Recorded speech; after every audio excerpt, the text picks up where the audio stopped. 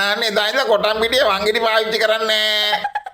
ඇයි මෝල් ගහතර දාන්න බෑනේ මං කොටනවා කියන වචනේවත් පාවිච්චි කරන්න බෑ. ඒ උනාට වංගෙඩි අස්සට මෝල් ගස් දාන්න පුළුවන් හිම්බබ්ස්. ඒ කොහමද යකෝ? පිටි කොටන්නේ ඉස්සර කුස්සිය දොරේ බෝඩ් එකක් ගහනවා ඇඩම්ස් ඔන්ලි කියලා. ඉරාවට කොට පිටියේ බින්ගවල ඇසින් කෝච්චියට එකට මොකෑ කරේ?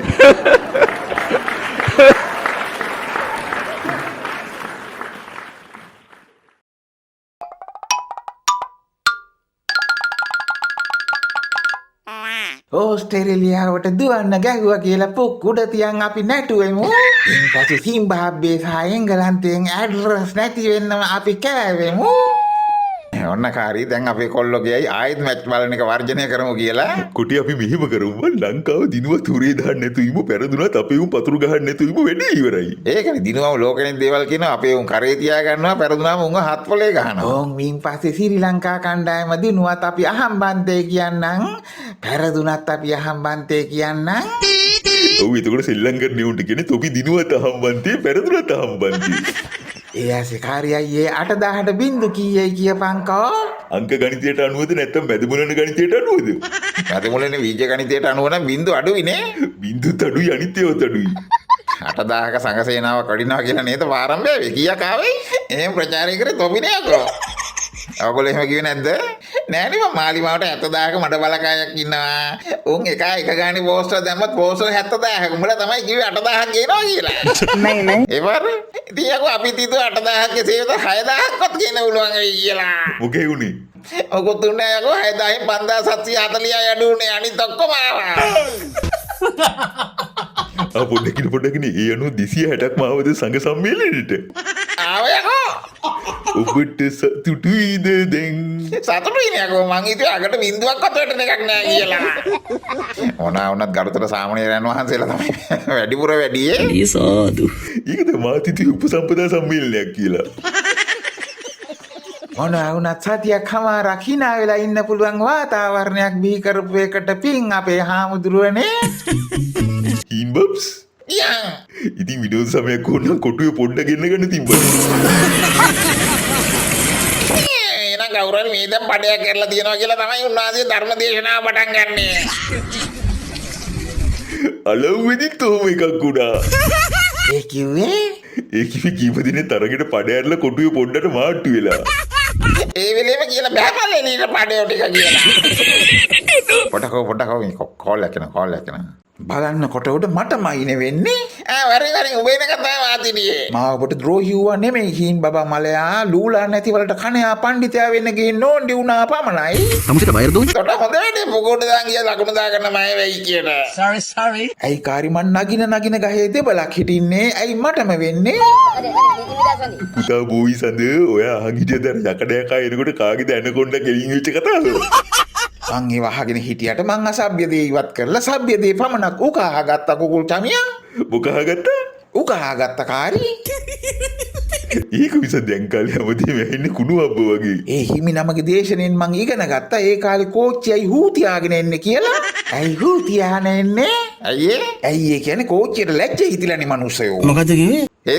හේතුව අම්මලා ඇඟේ නූල් පොටක්වත් නැතුව ඉන්නවා දැකලා. මට තේරුන්නේ නැව මොකෑ ඒක තව අම්මලගේ ඇඟවල නූල් පොටවල් නැති උනේ.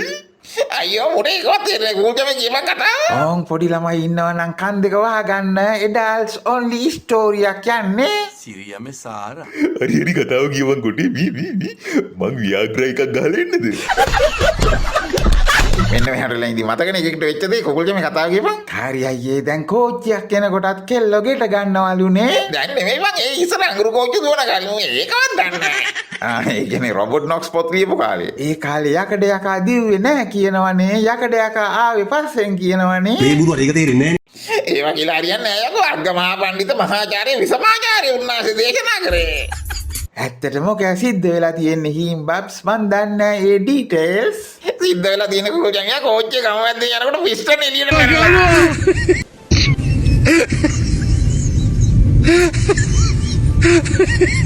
ඒ යහපත් උත්තමයන්ට පෙනිලා තියෙන්නේ ජිකි වගේ. සංවරකමත් ඕව ගියාම එහෙම වෙනවා හිම්බබ්ස් hina වෙන්න එපා ඒවට. අනිවාර්යෙන්. හරි ඉතින් පිස්ටෝන් වල ජිකි දැක්ක ගමේ ඇන්ටිලා කලබල වෙලා පොඩි කෙල්ලන්ගේ මූණු වහලා තියෙන්නේ ඇන්ටිලා ඇඳන් ඉන්න රෙදි ගලවගෙන. ඊට පස්සේ වෙලා තියෙන්නේ කෝච්චිය මගේ ජනතාව ඇන්ටිලගේ යටභාග දැකලා හිතලා තියෙනවා එඩල්ට්ස් ඕන්ලි වීදි නාට්‍යයක් පෙන්නනවා කියලා. ඒ හිටපු අය කෝච්චියෙන් බැලලා දුවලාද ඇඩම්ස් ඔන්ලි වීදි නාට්‍ය බලන්න.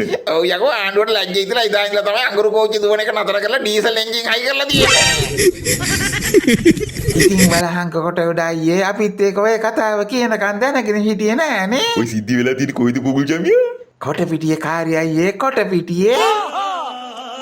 අපලට කියන්න බැරි වුණානේ රොබර්ට් නොක්ස්ගේ පොතේ තියෙනවා එදා ඉඳලා ජනතාවගේ දිනචරියාව උඩු යටි කිරුණාලු.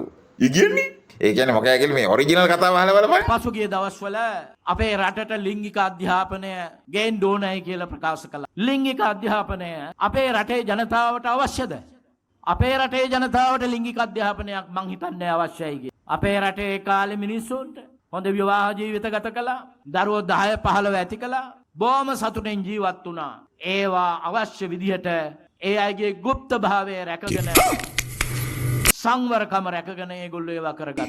මගේ අම්මේ කියලා මොන කෙහෙල් මලක්ද මේ ලිංගික අධ්‍යාපනයක් කියන්නේ? අවශ්‍යද ලිංගික අධ්‍යාපනයක් අපිට? ලිංගික අධ්‍යාපනයක් අපිට අවශ්‍ය නැහැ. ගංජාට ටිකක්වත් කාලාද දන්නේ නැහැ. අපේ රටේ අතීතයේ තිබිච්ච ශික්ෂණය හොඳට කියවලා බලන්න රොබර්ට් නොක්ස්ගේ වාර්තාවල. බොරු කියන්න එපා. බොරුව සමාජගත කරන්න එපා. ඒ කාලේ මුලින්ම ලංකාවට දුම්රිය ගෙනාපු වෙලාවේ මේ දුම්රිය දැකබලා ගන්න පාර දෙපැත්තේ රේල් පාර දෙපැත්තේ ජනතාව පොරකකා හිටියා. මේ දුම්රිය එනකොට මේ දුම්රියේ එන්ජිමේ යම් කිසි අවයවයක් වැඩ කරන විදිහ ඒ පාර අයිනේ බලාගෙන හිටිය අම්මලා බලාගෙන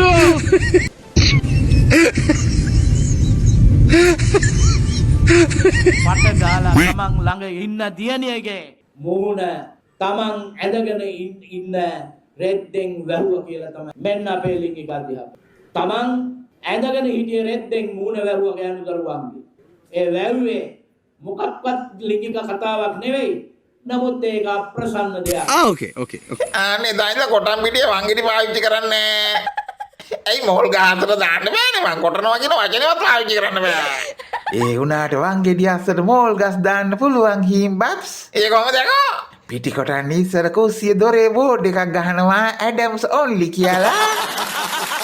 ඉරාවට කොටපිටියේ බින්ගෙවල් අස්සෙන් කෝච්චියට එකට මොකෑ කරේ? බින්ගේ පටන් ගන්න තැන ලොකු බෝඩ් එකක් ගහනවා වැඩි හිටියන්ට වඩා සුදුසුයි කියලා. එතකොට පෑන්ටට ක්ලිප් එක ගහනකොට ඉස්කෝලේ යන පොඩි උන් කොහොම ඒක කරන්නේ? පාසල් සිසුන් දැනුවත් කරනවා තොපි අහක බලාන පෑනට කිලිප් එක ගහපල්ලා කියලා. රෙද්දෙන් වහලා ගෙවුවොත් මොකද? පළයන්කාරියන්න ගරුතර මහා සංඝරත්නයට කෝච කරන්න නැතුව සංඝරත්නයට නෙවෙයි අපි කෝචක් කරන්නේ හීන් බබ්ස් 10 ඇතුලේ මැස්සෙක් ගියත් ඒක ජිකි ජිකියක් වගේ පේන කහකට බැලෑනියට. ඉම්බක්ස් අපි උතුරට මැද මුලන නිකායේ ආරම්භුනේ මේ 2018 කියලා එහෙම නෙවෙයිනේ. නෑ යකෝ මේක තිබිලා තියෙනවා හැබැයි නම වෙනස්. මොකද නම? මේකේ ඔරිජිනල් නම ඒක. ඒ කිව්වේ ජිකි ජිකි නිකාය. හේතුව මේ නිකායේ නිකන්ට ලෝකෙ සිද්ධ වෙන හැම දෙයක්ම වෙන්නේ ජිකි ජිකි හැටියට. හීන් බබ්ස් බෝයි නිගන්ටයින්ට අනුව ලොකුම ජිකි ජිකිය මොකයි ඉදිකටට නූල දාන එකද? ඒක මොකක්ද යකෝ? ඒක ජිකි ජිකියද මොවලංගෝ? එහෙනම් මොකෑ ලොකුම ජිකි ජිකිය? එහෙනම් ලියාගනින් මැද මුලන නිකන්ට නිකායට අනුව ලොකුම ජිකි ජිකිය තමයි. ඒ කිව්වට කවන්නේ නැද්ද? කියන්නකෝ. එහෙනම් ආගනින් ලොකුම ජිකි ජිකිය. මහාන මැසිම.